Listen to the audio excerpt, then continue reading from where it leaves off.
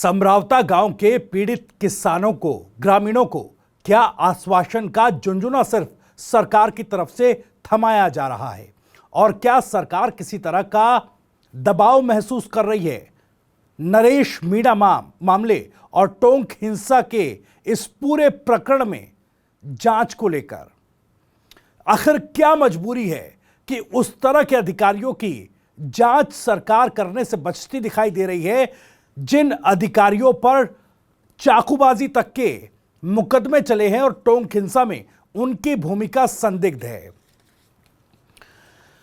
क्या है आज के गंभीर और बड़े सवाल, ये आपको बता देते हैं। दरअसल समरावता के ग्रामीणों पर क्यों भड़क गए मंत्री किरोड़ीलाल मीणा, यह एक बड़ा सवाल है। दरअसल अब तक जो जाकर समरावता में लोगों को आश्वासन दे रहे थे, कार्रवाई का भरोसा दे रहे थे, आखिर वही किरोड़ीलाल मीणा ग्रामीणों पर क्यों भड़क गए हैं, यह एक सवाल।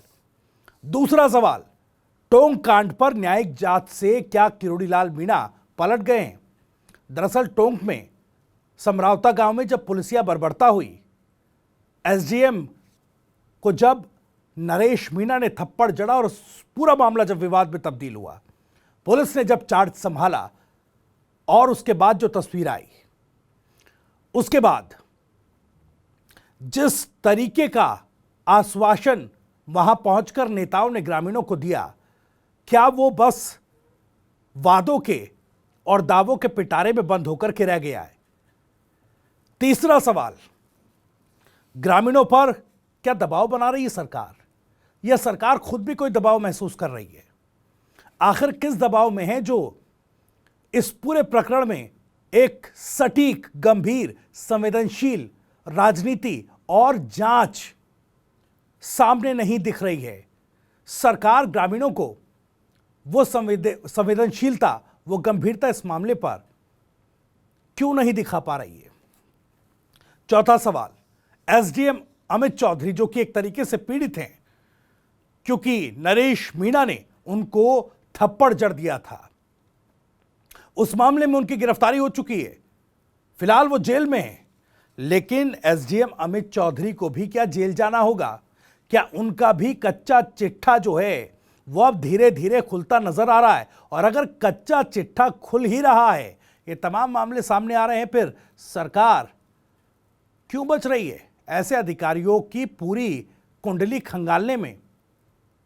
और अगर कोई संदिग्ध गतिविधि इस तरह के अधिकारियों की टोंक हिंसा में है या टोंक के पूरे प्रकरण में है, उस विवाद को विवाद बनाए जाने में है, तो फिर सरकार क्यों बच रही है? आखिर ऐसी मजबूरी क्या है? इन्हीं सब सवालों के जवाब टटोलने की कोशिश करेंगे। मैं आपको बता दूं, राजस्थान की राजनीति, उसके सटीक विश्लेषण और अंदर की खबरें दिखाने वाला स्पेशल शो इनसाइड स्टोरी लेकर मैं हूं आपके साथ भविष्य त्यागी। देखिए, सबसे पहले आज किरोड़ीलाल मीणा की बात करते हैं जो गृह राज्य मंत्री जवाहर सिंह बेडम से मिले। आज ग्रामीणों का एक डेलीगेशन लेकर ग्रामीणों के साथ जो हैं गृह राज्य मंत्री जवाहर सिंह बेडम और मंत्री कन्हैयालाल चौधरी से मुलाकात की। मुलाकात की बात मुख्यमंत्री से भी थी, लेकिन जब ये डेलीगेशन जवाहर सिंह बेडम और कन्हैयालाल चौधरी साहब से मिला, उसके बाद माना जा रहा था कि ग्रामीणों की जो तमाम मांगे हैं वो पूरी हो जाएंगी। ग्रामीणों में जो कसक बाकी है, पुलिसिया बर्बरता की जो आह ग्रामीण लेकर घूम रहे हैं और उस आह को कोई सुन नहीं रहा है, कम से कम किरोड़ी बाबा उस स्तर पर जाकर सरकार के सामने वो चीजें रखेंगे और ग्रामीणों को और भी ज्यादा भरोसा सरकारी कार्रवाई का दिला पाएंगे कि देखिए, ग्रामीणों के हक में सरकार इस पूरे मामले की जांच करा रही है और पूरे मामले को गंभीरता से लिया जा रहा है। लेकिन जब बाबा किरोड़ी इस मुलाकात के बाद मीडिया के सामने आए, बातचीत हुई, तो बाबा किरोड़ी काफी ज्यादा ताव में नजर आए, ग्रामीणों पर भड़कते हुए नजर आए। अगर आप सोशल मीडिया पर एक्टिव हैं तो अब तक आपने कई ऐसी वीडियो और कई ऐसी तस्वीरें प्लेटफॉर्म एक्स पर देखी होंगी या अन्य किसी सोशल मीडिया प्लेटफॉर्म पर देखी होंगी जहां ग्रामीणों पर ही भड़कते किरोड़ीलाल मीणा साहब नजर आ रहे थे। मंत्री के नहीं जाऊंगा, आप उन मंत्रियों के साथ चले जाओ। नहीं वो नहीं करे। नहीं करे क्या होता है, मीडिया में चल गई वो सारी चीजें।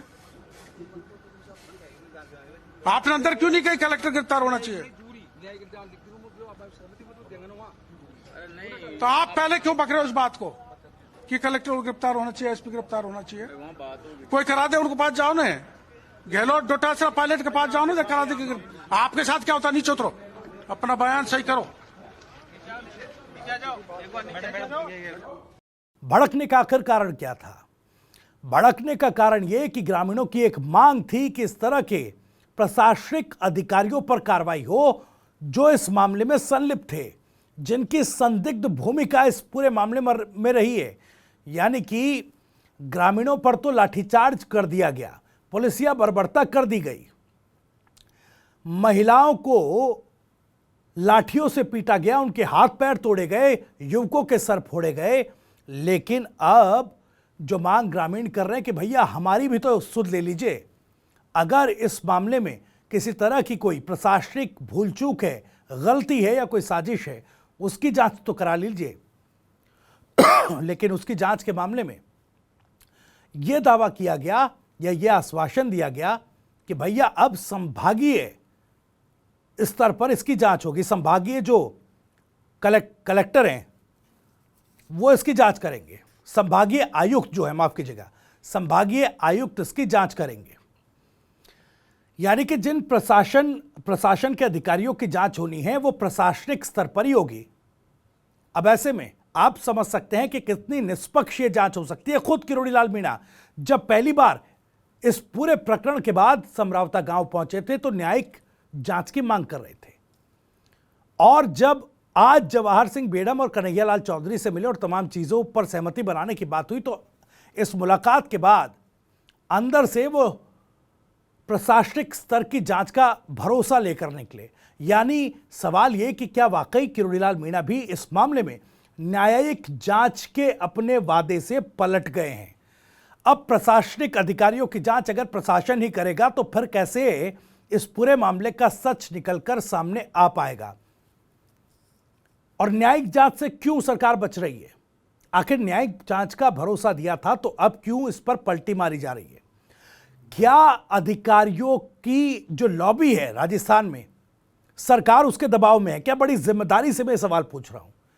क्या आरएस लॉबी के दबाव में यह सरकार मौजूदा खुद को महसूस कर रही है और इसी वजह से इस पूरे प्रकरण में न्यायिक जांच का आश्वासन और भरोसा ग्रामीणों को नहीं मिल पा रहा?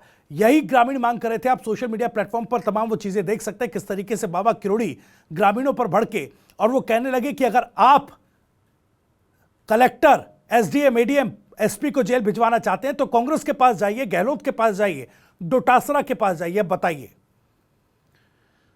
किरोड़ीलाल मीणा इस पूरे मामले में, चूंकि काफी कद्दावर वरिष्ठ अनुभवी नेता है, लेकिन जिस तरीके से समरावता गांव में ग्रामीणों की हक की बात आई और उस पर राजनीति जिस तरह हो रही है या की जा रही है, उसमें यह कहना गलत नहीं है कि बड़ी ही असंवेदनशील, स्तरहीन राजनीति देखी जा रही है।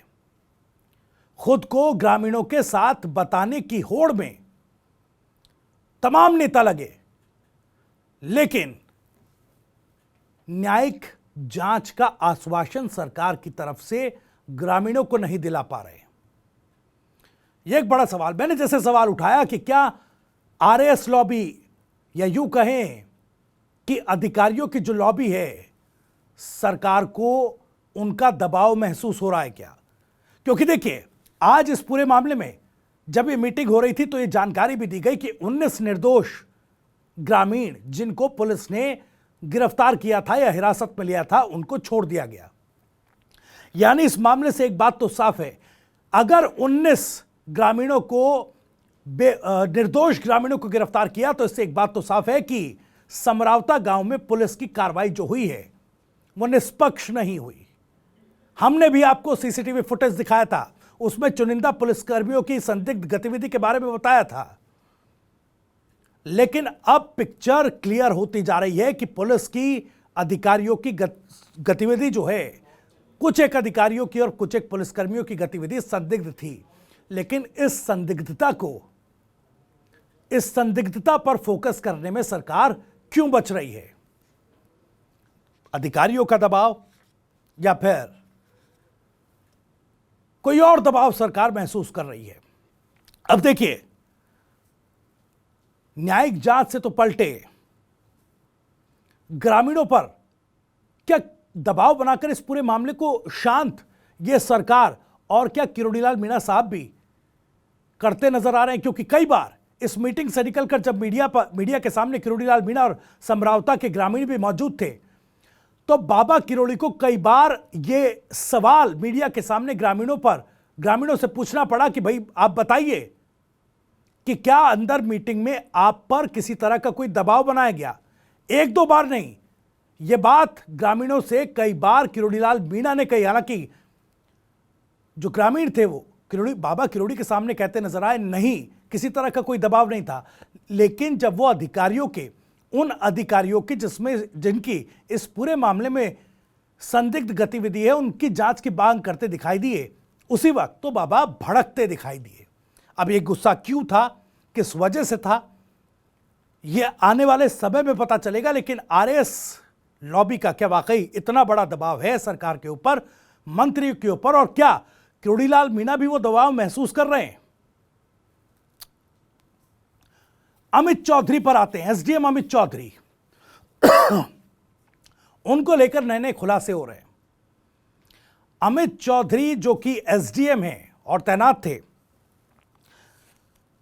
मतदान की ड्यूटी पर, उस वक्त जब यह थप्पड़ कांड हुआ, उसके बाद लगातार पीड़ित के तौर पर वो खुद को मीडिया के सामने बता रहे। लेकिन अब जिस तरह के उनकी हिस्ट्री, एक तरीके से कहें तो पुलिसिया हिस्ट्री शीट नहीं कहेंगे, लेकिन जो उनकी हिस्ट्री शीट पब्लिक डोमेन में आ रही है, उससे कई सवाल खड़े हो रहे हैं।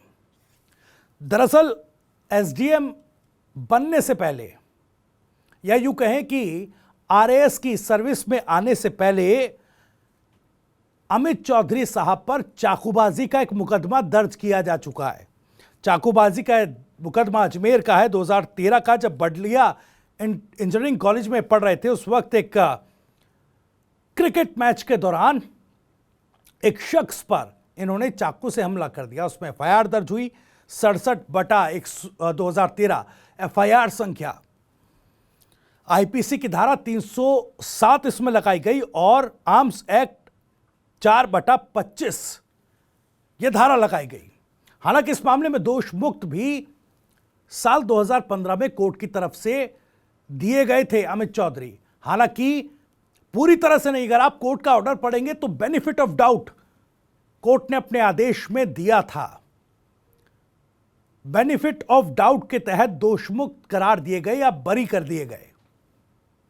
हालांकि सवाल यह उठ रहे हैं कि अमित चौधरी ने यह पूरी जानकारी, क्योंकि जब आरएएस में नियुक्ति का वक्त था तो यह पूरी जानकारी एसोसिएशन से छुपाई या अपने हलफनामे जो शपथ पत्र दिया उसमें छुपाई, क्योंकि अगर यह जानकारी शपथ पत्र हलफनामे में दी जाती नियुक्ति के वक्त, तो शायद सेवा शर्तों के नियम के मुताबिक आरएएस अधिकारी के तौर पर उनकी नियुक्ति हो पाना नियम के मुताबिक मुमकिन नहीं थी। अब उन पर यह जानकारी छुपाने के आरोप लग रहे हैं, धोखाधड़ी के आरोप लग रहे हैं।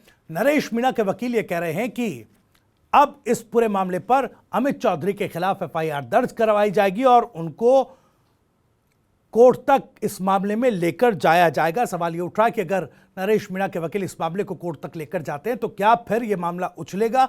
और अगर यह सच साबित होता है, क्योंकि कोर्ट का आदेश भी हमने आपको लगातार हम आपको विंडो में दिखा रहे हैं और एफआईआर संख्या तमाम चीजें हमने आपको बताई। इससे पहले भी देखिए कई और मामले भी हैं अमित चौधरी के जिसमें वो भूमिका उनकी संदिग्ध रही। चाकूबाजी के अलावा हिंडौली का एक मामला जिसमें दलित महिला के साथ दुर्व्यवहार का एक मामला था, SC/ST एक्ट के तहत जो है मामला बना था और इस मामले में एपीओ अमित चौधरी को किया गया था। एक और वीडियो आज सोशल मीडिया पर बड़ा वायरल हो रहा था, हिंडौली का ही वो पुराना वीडियो बताया जा रहा है जिसमें जमीन विवाद को लेकर ग्रामीणों को धमकाते अमित चौधरी नजर आ रहे थे। अमित चौधरी उनको ये कह रहे थे कि भाई आपको 15 बीघा जमीन तो छोड़नी पड़ेगी।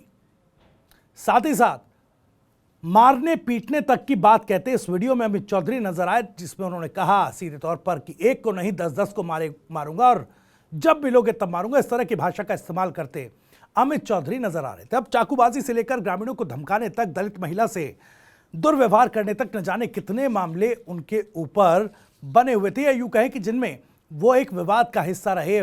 मालपुरा में एक पत्रकार की दुकान गिरा देने के मामले में भी अमित चौधरी की भूमिका संदिग्ध नजर आई थी। अब इतनी संदिग्धता पर इस प्रशासनिक अधिकारी पर सरकार की नजरें क्यों नहीं जा रही है, या फिर सरकार, जैसा मैंने पहले कहा, कि किसी तरह के दबाव में है। अधिकारियों ने जिस तरीके से इस पूरे मामले में जब यह थप्पड़कांड हुआ और आरएस लॉबी ने पेन डाउन स्ट्राइक की, तो क्या सरकार उसी वक्त इस मामले में दबाव में आ गई थी और इस पूरे मामले को अब किसी तरीके से मैनेज करने की कोशिश की जा रही है, और उस मैनेज करने की कवायद में ग्रामीणों के हक, उनके अधिकार, उनके न्याय के साथ भी खिलवाड़ हो रहा है। यह अपने आप में एक सवाल है। आखिर क्यों किरोड़ी बाबा अपने न्यायिक जांच के भरोसे, दावे वादे पर टिके नहीं रह पाए? यह भी एक सवाल है। ये तमाम सवाल पूछे जाएंगे। सवाल अमित चौधरी की भूमिका को लेकर भी होगा, उनके पुराने मामलों को लेकर भी होगा, और क्या सरकार, अब जब यह पूरा मामला लाइमलाइट में आया है, जब यह पूरा मामला प्रकाश में आया है कि किस तरीके से अमित चौधरी ने अपने पुराने आपराधिक केस की जानकारी नियुक्ति के वक्त छिपाई थी, तो क्या इस जानकारी जब अब संज्ञान में आ ही चुकी है, पब्लिक डोमेन में आ ही चुकी है, तो सरकार इस पर संज्ञान लेकर क्या एफआईआर दर्ज करवाएगी, क्या किसी तरह की कार्रवाई करेगी? इन्हीं सब सवालों के साथ इनसाइड स्टोरी में इतना ही। अगर वीडियो और जानकारी पसंद आई हो तो वीडियो को लाइक करें, ज़्यादा से ज़्यादा शेयर करें। आप भी इस मामले पर कुछ कहना चाहते हैं तो कमेंट बॉक्स आपके लिए खुला हुआ है। अपनी बात, अपना सवाल, अपनी राय कमेंट बॉक्स के जरिए हम तक पहुंचा सकते हैं। राजस्थान से जुड़ी और भी तमाम खबरों को सबसे पहले जानने के लिए सब्सक्राइब जरूर करिए TV9 राजस्थान। नमस्कार।